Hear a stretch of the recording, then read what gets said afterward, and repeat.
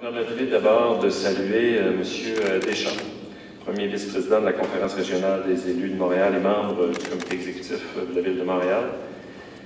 Mesdames et messieurs les élus qui sont dans la salle, Madame Cyr, présidente du comité d'économie sociale de l'île de Montréal et membre du comité exécutif de la CRE. Bravo, félicitations pour l'hommage qui vient de vous être rendu. Madame Marie-Claire Dumas, directrice générale de la CRE. Tous les membres du CESIM, Madame Nancy Nimtam, et les membres du conseil d'administration du chantier d'économie sociale, et également les représentants des pôles régionaux en économie sociale, les représentants des entreprises d'économie sociale et les partenaires, mesdames et messieurs. Depuis 2007, la responsabilité gouvernementale de l'économie sociale relève du ministre des Affaires municipales, des régions et de l'occupation du territoire. De plus, l'économie sociale fait maintenant partie intégrante de la mission du ministère. Et vous comprenez que pour moi, aujourd'hui, il ne peut pas y avoir un plus beau plongeon, un plus beau bain, une plus belle immersion dans ce mandat très important qui m'a été confié par la Première ministre, de m'occuper comme ministre de l'économie sociale. Il ne peut pas y avoir ce plus beau plongeon que d'être ici ce soir avec vous. Comme ministre, j'ai la responsabilité d'élaborer des orientations et des stratégies gouvernementales qui favorisent le développement de l'économie sociale et qui en assure sa mise en œuvre. D'ailleurs, c'est le mandat qui m'a été confié par Mme Pauline Marois lors de la sermentation du gouvernement. Il se trouve ici même plusieurs personnes qui pourraient nous témoigner de leur vécu et de leur connaissance approfondie de ce secteur dynamique qui est encore en plein essor. L'économie sociale me tient particulièrement à cœur parce qu'elle est bien ancrée dans les communautés et qu'elle contribue à leur développement. Elle est partie prenante de l'économie québécoise et elle assure la vitalité de nos collectivités. Je vous confie que je suis moi-même un usager des services d'une entreprise d'économie sociale dans ma vie privée et que j'en suis très, très satisfait. Les entreprises du secteur offrent des biens et des services qui répondent aux besoins des communautés et sont particulièrement reconnues pour composer avec les besoins émergents et les nouvelles attentes socio-économiques. À preuve, on a constaté récemment que les institutions coopératives du secteur financier avaient été davantage résilientes et performantes que celles du secteur privé dans un contexte de crise économique mondiale. Il importe donc plus que jamais de reconnaître que l'économie sociale représente une avenue stratégique de développement économique, un moteur important de création d'emplois et un lieu d'innovation sociale porteuse. Juste dans la région de Montréal, sans compter les grands employeurs que sont par exemple Desjardins et la Coop fédérée, l'économie sociale emploie 61 500 personnes dans plus de 2300 coopératives, des organismes à but non lucratif et toutes sortes d'autres entreprises.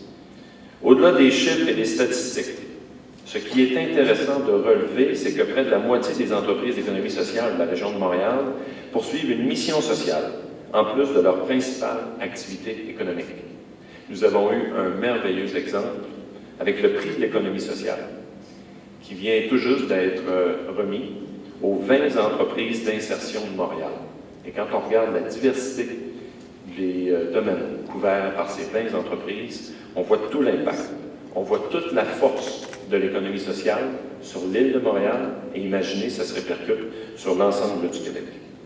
La coordination de l'action gouvernementale en matière d'économie sociale qui a été confiée à notre ministère, à mon ministère, s'articulera autour de 3 priorités.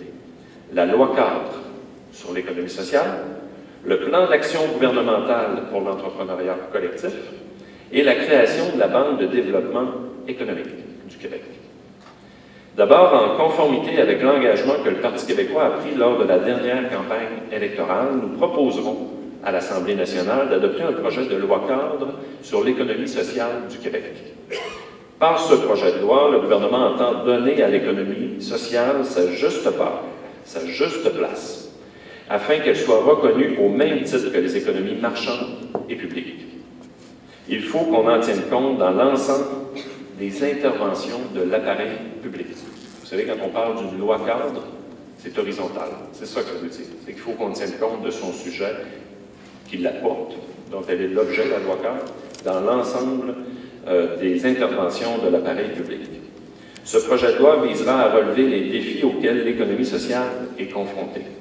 Concrètement, il faut reconnaître, j'insiste sur ce mot, il faut reconnaître la contribution positive de l'économie sociale au développement des communautés du Québec. Il faut inclure dans les lois du Québec la définition de l'économie sociale. Il faut inclure dans les lois du Québec les principes directeurs des entreprises qui composent l'économie sociale. Enfin, nous devons aussi mieux définir la responsabilité du gouvernement en matière d'économie sociale. Soyez assurés que vous serez consultés et associés de près aux travaux qui seront menés pour relever ces défis. D'autre part, un autre grand chantier de notre gouvernement consistera à élaborer un deuxième plan d'action gouvernementale pour l'entrepreneuriat collectif afin de poursuivre les efforts entrepris pour mieux outiller les communautés dans leurs initiatives d'économie sociale. Nous accorderons une attention particulière à l'établissement d'un nouveau cadre pour la signature des ententes spécifiques entre le gouvernement et les conférences régionales des élus. Partout au Québec, ces ententes ont fait œuvre utile, et ce, auprès des populations locales. Enfin, la troisième priorité de notre gouvernement sera la création de la Banque de développement économique du Québec. C'est ma collègue Hélène Zakaïb, ministre déléguée à la politique industrielle et à la Banque de développement économique du Québec, qui va piloter cet important chantier qui aura pour but de faciliter la vie des entrepreneurs et des entreprises, autant de l'économie marchande que de l'économie sociale, mais en créant un guichet unique. De plus, je travaillerai étroitement avec mon collègue Nicolas Marceau, ministre des Finances et de l'Économie, afin d'augmenter les possibilités de capitalisation des entreprises collectives. Évidemment, nous sommes ici afin de souligner le 15e anniversaire du Comité d'économie sociale de l'île de Montréal, le CESIM. Et je m'en voudrais de ne pas souligner, moi aussi, le travail absolument colossal de sa présidente, Mme Edith Cyr, qui est présente au CESIM depuis ses tout débuts. C'est ce que nous avons vu encore tout à l'heure. J'aurai d'ailleurs la chance de collaborer avec Mme Cyr. Et je vous le dis très franchement, très ouvertement, j'ai hâte et j'ai le goût de continuer à collaborer avec vous, dans le cadre de toutes mes autres fonctions de ministre, entre autres celui de responsable de la Société d'habitation du Québec, puisque, comme vous le savez, Mme Cyr est aussi une actrice incontournable dans le domaine de l'habitation communautaire. Depuis 1997, le CESIM se consacre au développement et à la promotion d'une vision régionale de l'économie sociale qui est largement partagée et qui permet de créer les conditions de pérennité des entreprises collectives. J'encourage fortement Mme Cyr et son équipe à poursuivre leur promotion de l'économie sociale à Montréal et à consolider également la concertation entre les intervenants locaux et régionaux. Je voudrais également profiter de ma présence parmi vous pour saluer la contribution de Mme Nancy Nimtam, présidente directrice générale du chantier de l'économie sociale, que j'ai eu l'occasion de rencontrer un petit peu plus tôt aujourd'hui avec son équipe. Avec elle, le chantier poursuit sa noble mission de soutien à la création, au développement et à la consolidation d'entreprises d'économie sociale dans plusieurs secteurs d'activité, notamment en vertu des ententes spécifiques avec les pôles d'économie sociale. Pour conclure, je voudrais simplement rappeler que l'une des raisons qui motive l'appui sincère, l'appui très fort de notre gouvernement aux entreprises d'économie sociale demeure leur grande pérennité et leur capacité à s'adapter aux besoins et à la diversité économique, sociale, culturelle, à la diversité régionale du Québec. Notre gouvernement entend soutenir les communautés qui choisiront l'économie sociale comme un outil de développement.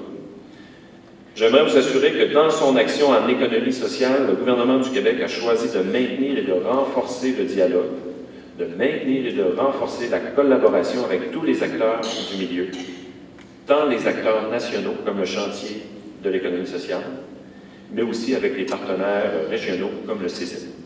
Je vous remercie de votre attention. Vous savez que vous pouvez toujours compter sur mon écoute, sur ma collaboration, sur celle également de mon équipe pour mener à terme les projets et les défis qui sont les nôtres. Merci beaucoup. Bonne soirée.